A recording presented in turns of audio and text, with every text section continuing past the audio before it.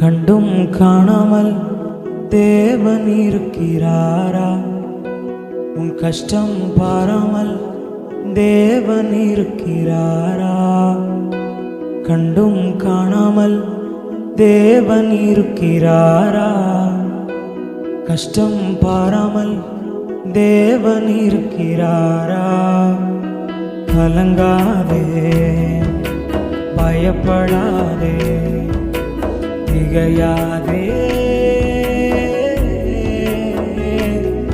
உன்னை பார்த்து பார்த்து படைத்த தேவன் அவர்தானே.